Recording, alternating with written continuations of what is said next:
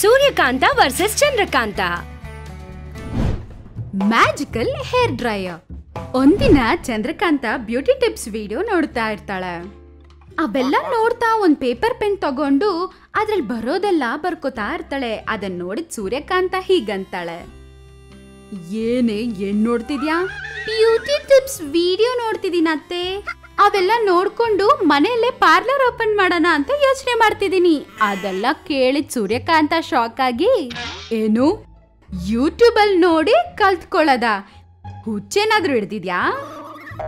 ನಿಮಗ್ ಗೊತ್ತಿಲ್ಲ ಅತ್ತೆ, ಯೂಟ್ಯೂಬ್ ಅಲ್ಲಿ ಏನ್ ಬೇಕಾದ್ರೂ ಸಿಗತ್ತೆ. ಇದನ್ ನೋಡಿ, ಇಲ್ಲಿ ನೋಡಿ, ಈ ಕ್ರೀಮ್ ಹಾಕೊಂಡಿದ ತಕ್ಷಣ 5 ನಿಮಿಷದಲ್ಲಿ ಬೆಳ್ಳಕ್ಕಾಗ್ಬಿಡ್ತಾರಂತೆ. ಈ ಎಣ್ಣೆ ನೋಡಿ, ಎಣ್ಣೆ ಹಚ್ಚಿದ ತಕ್ಷಣ ಆವಾಗ್ಲೇ ಕೂದಲು ಬಂದ್ಬಿಡುತ್ತಂತೆ. ನೋಡಿದ್ರಾ? ನಿಮಗೂ ಶಾಕಿಂಗ್ ಆಗಿದೆ. ಅದನ್ ಕೇಳಿ ಚಂದ್ರಕಾಂತ ತಲೆ ಮೇಲೆ ಕೈ ಇಟ್ಕೊಂಡು, ಅದನ್ ಕೇಳಿದ್ರೆ ಇರೋದು ಹೋಗ್ಬಿಡುತ್ತೆ ನಿನ್ ತಲೆ. ನಾನ್ ಬ್ಯೂಟಿ ಪಾರ್ಲರ್ ಇಡೋದು ನಿಮ್ಗೆ ಇಷ್ಟ ಅಲ್ಲ, ಅದಕ್ಕೆ ನೀವ್ ಹಿಂಗೆ ಹೇಳ್ತಿದ್ದೀರಾ ಹಂಗಂತ ಸಪ್ಪಗ್ ಮೂತಿ ಇಟ್ಕೊಂಡ್ ಕುತ್ಕೋತಾಳೆ. ಅದನ್ನ ನೋಡಿದ್ ಸೂರ್ಯಕಾಂತ, ಅಯ್ಯೋ ನನ್ನ ಬಿತ್ರಿ ಸೊಸೆ, ಇದೇನೆ ನಿನ್ ಕತೆ. ಸರಿ ಆಯ್ತು ಬಿಡು, ನೀನ್ ಏನ್ ಮಾಡ್ಬೇಕು ಅನ್ಕೊಂಡಿದ್ಯೋ ಮಾಡ್ಕೋ. ಮತ್ತೆ ಏನಾದ್ರೂ ಕಿತಾಪತಿ ಮಾಡಿ ನನ್ನ ಹತ್ರ ಬಂದ್ರೆ ಆವಾಗ ಹೇಳ್ತೀನಿ ನಿನ್ ಕತೆ ಹಂಗತ್ ಹೇಳಿ ಅಲ್ಲಿಂದ ಹೋಗ್ಬಿಡ್ತಾಳೆ. ಆಮೇಲೆ ಬ್ಯೂಟಿ ಟಿಪ್ಸ್ ಎಲ್ಲಾ ಬರ್ಕೋತಾಳೆ. ಚಂದ್ರಕಾಂತಂ ಮನ್ಸಲ್ಲಿ, ಅಮ್ಮ ಎಲ್ಲ ಬರ್ಕೊಂಡ್ಬಿಟ್ಟೆ, ಆದ್ರೂ ಅತ್ತೆ ಹೇಳಿದ್ ಕೇಳಿದ್ರೆ ಅದು ನಿಜ ಅನ್ಸ್ತಿದೆ ನನ್ಗೆ. ಹೀಗೆ ಯೂಟ್ಯೂಬ್ ಅವರು ನಿಜಾನೇ ಹೇಳ್ತಾರ? ಏನ್ ಮಾಡ್ಬೇಕಂದ್ರೆ ಒಂದ್ಸಲ ಯಾರ ಮೇಲೆ ಆದ್ರೂ ಟೆಸ್ಟ್ ಮಾಡ್ಬೇಕು. ಇವಾಗ ಇದನ್ನ ಯಾರ ಮೇಲೆ ಟೆಸ್ಟ್ ಮಾಡೋದು ಹಂಗಂತ ಅನ್ಕೊಂಡಿರುವ ಸಮಯಕ್ಕೆ ಸಕ್ಕರೆ ಸುಜಾತ ಅಲ್ಲಿಗೆ ಬರ್ತಾಳೆ. ಚಂದು, ಕಪ್ ಸಕ್ಕರೆ ಇದ್ರೆ ಕೊಡ್ತೀಯೇನೆ? ಅಬ್ಬಾ, ಟೈಮಿಗೆ ಸರಿಯಾಗಿ ಸಿಕ್ಕಿದ್ಲು ಬಕರ. ಹಂಗಂತ ಮನ್ಸಲ್ಲ ಅನ್ಕೊಂಡವಳು, ಬಾರೆ ಸುಜಿ ಬಾರೆ, ಸಕ್ಕರೆನಾ ಕೊಡ್ತೀನಿರು. ಏನೇ ನಿನ್ ಕೂದ್ಲು ಇಷ್ಟು ಉದುರೋಗ್ತಿದೆ, ಊಟ ಸರಿಯಾಗಿ ತಿಂತಿಲ್ವಾ? ಏ ಹಂಗೇನಿಲ್ವೇ, ಕಿಲೋ ಗಟ್ಲೆ ತಿಂತಿದ್ದೀನಿ ದಿನ ಸಕ್ಕರೆನ. ಯಾವಾಗ ನೋಡಿದ್ರು ನಿನ್ ಸಕ್ಕರೆನಾನೆ? ಯಾವಾಗಾದ್ರೂ ನಿನ್ ಕೂದಲ್ ಬಗ್ಗೆ ಯೋಚನೆ ಮಾಡಿದ್ಯಾ? ಸರಿ ಆಯ್ತು, ನಮ್ಮ ಅತ್ತೆ ಹತ್ರ ಒಂದು ಆಯುರ್ವೇದಿಕ್ ಪೇಸ್ಟ್ ಇದೆ, ಅದೇನಾದ್ರೂ ಹಚ್ಕೊಂಡ್ರೆ ಕೂದ್ಲು ಮಸ್ತ್ ಬರುತ್ತೆ ಗೊತ್ತಾ? ಹಂಗಂತ ಹೇಳ್ತಾ ಆ ಮಾತು ಈ ಮಾತು ಹೇಳಿ ಯೂಟ್ಯೂಬ್ ನೋಡಿ ತಯಾರಿ ಮಾಡಿದ ಆಯುರ್ವೇದಿಕ್ ಪೇಸ್ಟ್ ನ ಅವಳಿಗೆ ಹಚ್ಚಿ, ಅದನ್ನ ಹಚ್ಚಿದ್ರಿಂದ ಅವಳಿಗೆ ಇರೋ ಜುಟ್ಟು ಸಹ ಉದ್ರೋಗುತ್ತೆ. ಕನ್ನಡಿಯಲ್ಲಿ ಅವಳನ್ನವಳು ನೋಡ್ಕೊಂಡಿದ್ ಸುಜಾತ ಗಟ್ಟಿಯಾಗಿ ಅಳ್ತಾಳೆ, ಅಯ್ಯೋ ದೇವ್ರೇ, ಬಂಗಾರದಂತ ಕೂದಲನ್ನ ನಾಶ ಮಾಡ್ದಲ್ವೇ. ಸಕ್ಕರೆಗೋಸ್ಕರ ಬಂದಿದ್ ನನ್ನ ಜುಟ್ಟಿಗೆ ಏನೇನೋ ಹಚ್ಚಿ ಹಾಳ್ ಮಾಡ್ತೀಯಾ? ನಿನ್ ಮುಖಕ್ ಬೆಂಕಿ ಹಾಕ, ಬೆಕ್ಕಿಗ್ ಸಹ ಭಿಕ್ಷೆ ಹಾಕಲ್ಲ ನೀನು. ಅಂತದ್ರಲ್ಲಿ ನನಗ್ ಪೇಸ್ಟ್ ಹಾಕ್ತೀನಿ ಅಂದಾಗ್ಲೇ ನಾನು ಯೋಚನೆ ಮಾಡಿರ್ಬೇಕು. ತಪ್ಪಲ್ಲ ನಂದೆ, ಛೀ. ಹಂಗಂತ ಅಳ್ತಿರೋವಾಗ ಒಳಗಡೆ ಇರುವ ಸೂರ್ಯಕಾಂತ ಆಚೆ ಬಂದು, ಯಾಕೆ ಏನಾಯ್ತು, ಯಾಕಷ್ಟು ಜ್ವರ ಕಿರ್ಚ್ತಿದೀಯಾ? ಅದಕ್ಕೆ ಸಕ್ಕರೆ ಸುಜಾತ, ಎಲ್ಲ ನೀವೇ ಮಾಡಿದ್ದು, ಎಲ್ಲ ನೀವೇ ಮಾಡಿದ್ದು. ನಾನೇನೇ ಮಾಡಿದೆ? ಎಲ್ಲ ನೀವೇ ಮಾಡಿದ್ದು. ನಾನೇನೋ ಸಕ್ಕರೆಗೋಸ್ಕರ ಬಂದೆ, ಪಾಪ ನಾನು. ನನ್ಗೆ ಜುಟ್ಟು ಸರಿ ಇಲ್ಲ, ಏನು ಸರಿ ಇಲ್ಲ ಅಂತ ಹೇಳಿ ನೀವು ಮಾಡಿದ ಪೇಸ್ಟ್ನ ನನ್ನ ಕೂದಲಿಗೆ ಹಚ್ಚಿ ಇವಾಗ ನೋಡಿ ಇದ್ದಿದ್ದು ಹೋಯ್ತು. ಮತ್ತೆ ಬೇರೆ ಬರೋದಿಲ್ಲ ಅನ್ಸುತ್ತೆ. ನಿಮ್ ಸೊಸೆ ಫುಲ್ಲು ನಿಮ್ ಪೇಸ್ಟ್ ನನ್ನ ತಲೆಗೆ ಹಚ್ಚಿದ್ಲು, ಆದ್ರೂ ನನಗೆ ಸಕ್ಕರೆ ಮಾತ್ರ ಸಿಕ್ಕೇ ಇಲ್ಲ. ಹಂಗಂತ ಅಳ್ತಾ ಹೇಳ್ತಾಳೆ. ಸೂರ್ಯಕಾಂತಂಗೆ ಅವಳನ್ನ ನೋಡಿ ನಗ್ಬೇಕಾ ಅಳ್ಬೇಕಾ ಗೊತ್ತಾಗಿಲ್ಲ. ಅವಳ ಶಕ್ತಿಯಿಂದ ಅಲ್ಲಿ ಏನ್ ನಡೀತು ಅಂತ ಅರ್ಥ ಮಾಡ್ಕೋತಾಳೆ. ಆಮೇಲೆ ಸುಜಾತ ಹತ್ರ ಇರುವ ಒಂದು ಮ್ಯಾಜಿಕಲ್ ಹೇರ್ ಡ್ರೈಯರ್ ತಗೊಂಡ್ ಬಂದು ಸುಜಾತಾಗೆ ಇಲ್ದೇ ಇರೋ ಜುಟ್ಟನ್ನೆಲ್ಲ ಮತ್ತೆ ಬರ್ಸ್ತಾಳೆ. ಅದನ್ನ ನೋಡಿ ಸುಜಾತ ಸಂತೋಷದಿಂದ ಎಗರ್ಕೊಂಡು ಅಲ್ಲಿಂದ ಹೋಗ್ಬಿಡ್ತಾಳೆ. ಈ ತರದ್ ಕೆಲ್ಸ ಮಾಡಿ ಅದು ಅಲ್ದೆ ಅವಳ ಹೆಸರೇ ಯೂಸ್ ಮಾಡಿದ್ದಕ್ಕೆ ಸೂರ್ಯಕಾಂತಂ, ಲೇ ನಾನ್ ನಿಂಗ್ ಮುಂಚೆನೆ ಹೇಳ್ದೆ ಅನ್ವೆ, ಏನ್ ಕೆಲ್ಸ ಮಾಡಿದ್ಯೆ ಹುಚ್ಚುಡ್ಗಿ, ಏನೇ ಮಾಡ್ದೆ, ನನ್ನ ಹೆಸರೇನಕ್ಕೆ ಯೂಸ್ ಮಾಡಿದ್ದು ಹಂಗಂತ ಚೆನ್ನಾಗ್ ಬೈತಾಳೆ. ಚಂದ್ರಕಾಂತಂ ಆಳೋ ತರ ಮುಖ ಇಟ್ಕೊಂಡು ಆಚೆ ಬರ್ತಾಳೆ. ಇದನ್ನೆಲ್ಲ ಅವತಾರ್ ಕಿಟಕಿಯಿಂದ ನೋಡ್ತಿರ್ತಾನೆ. ಆಮೇಲೆ ಚಂದ್ರಕಾಂತ ಹತ್ರ ಹೋಗಿ, ಬುಜ್ಜಿಕ್ಕಿ ಬುಜ್ಜಿಕ್ಕಿ ಏನಕ್ಕ ಕಷ್ಟ ಪಡ್ತಿದ್ಯಾ ಹಂಗಂತ ಕೇಳ್ತಾನೆ. ಅದಕ್ಕೆ ಚಂದ್ರಕಾಂತ, ಹಾ, ನನಗೆ ಕಷ್ಟನಾ? ಇಂಥದ್ದೆಲ್ಲ ನಾನು ಎಷ್ಟು ನೋಡಿಲ್ಲ. ನೀನ್ಯಾಕೋ ಇಲ್ಲೇನ್ ಮಾಡ್ತಿದ್ಯಾ? ಕಿಟಕಿಯಿಂದ ನಾನು ಎಲ್ಲ ನೋಡ್ದೆ ಅಕ್ಕ. ನನ್ಗೆ ಗೊತ್ತಿರೋ ಒಂದು ದೊಡ್ಡ ಡಾನ್ ಇದ್ದಾನೆ. ಈ ಐಡಿಯಾ ನಾವು ಉಪಯೋಗ ಮಾಡೋಣ. ಅವನ್ಗೆ ಹುಟ್ಟದಾಗಿಂದ ಜುಟ್ಟೇ ಇಲ್ಲ. ಈ ಮ್ಯಾಜಿಕಲ್ ಹೇರ್ ಡೈಯರ್ ಉಪಯೋಗ ಮಾಡಿ ಅವನಿಗೆ ಕೂದಲು ಬರೋ ತರ ಮಾಡಿದ್ರೆ ನಮ್ಗೆ ₹1,00,00,000 ಕೊಡ್ತಾನಕ್ಕ. ಹಂಗಂತಾನೆ ಅದನ್ ಕೇಳಿದ ತಕ್ಷಣ ಚಂದ್ರಕಾಂತಮ್ ಫುಲ್ ಖುಷಿ ಆಗ್ತಾಳೆ. ತಕ್ಷಣ ಅವ್ರ ಅತ್ತೆಗೆ ತಿಳಿದೆ ಮ್ಯಾಜಿಕಲ್ ಹೇರ್ ಡ್ರೈಯರ್ನ ಕಳ್ತನ ಮಾಡ್ತಾಳೆ.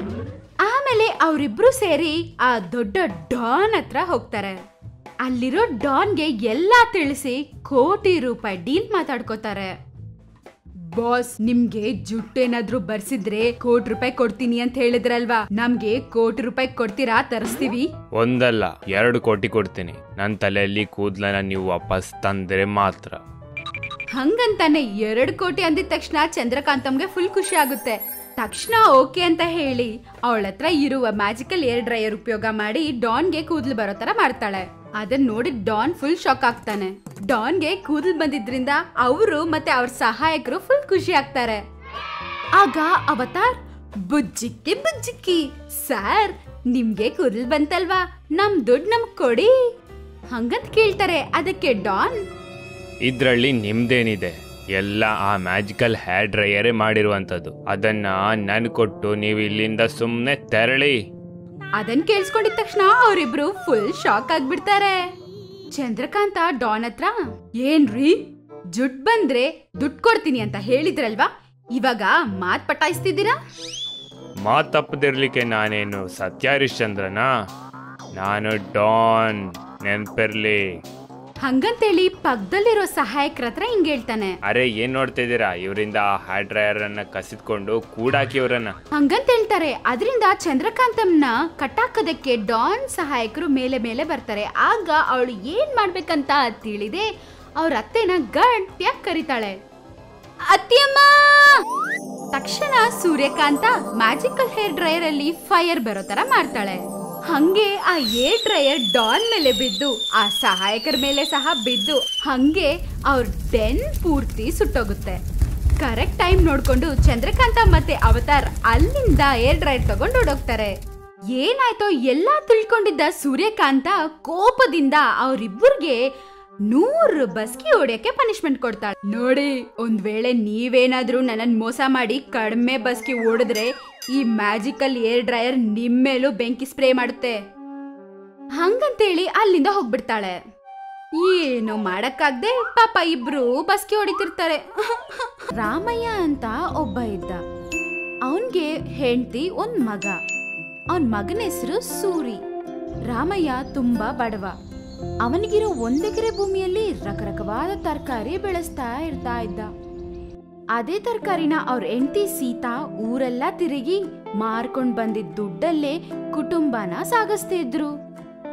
ಹಂಗೆ ಒಂದಿನ ಸೀತಾ ಮತ್ತು ರಾಮಯ್ಯ ಅವರ ತೋಟದಲ್ಲಿ ಇಬ್ಬರು ತರಕಾರಿ ತೋಟದಲ್ಲಿ ತರಕಾರಿ ಕೀಳ್ತಾ, ಈ ಸಲ ಆ ದೇವ್ರ ದಯೆಯಿಂದ ತರಕಾರಿ ಚೆನ್ನಾಗ್ ಬಂದಿದೆ. ಹೆಂಗ್ ಬಂದ್ರೆ ಏನ್ ಲಾಭ ಸೀತಾ? ಮೊನ್ನೆ 10 ರೂಪಾಯಿಗೆ ಕಿಲೋ ಟೊಮೆಟೊ ಅಂತೆ ಸೀತಾ. ಆಗ ನಮ್ ಬಂಡವಾಳನೂ ಬರಲ್ಲ. ಹಾಗಾದ್ರೆ ಈ ಸಲನೂ ನಮ್ಗೆ ಲಾಭ ಬರಲ್ವಾ? ಲಾಭ ಬರುತ್ತೆ ಅಂತ ಆಸೆಯಲ್ಲಿರ್ಬೇಕು. ವ್ಯವಸಾಯ ಅಂದ್ರೆ ಅಷ್ಟೇ, ಲಾಭಕ್ ಮಾತ್ರ ಅಲ್ಲ, ಏನಕ್ಕಾದ್ರೂ ರೆಡಿಯಾಗಿರ್ಬೇಕು. ಆಯ್ತಾಯ್ತು, ನೀನು ತರಕಾರಿ ತಗೊಂಡು ಹೋಗು.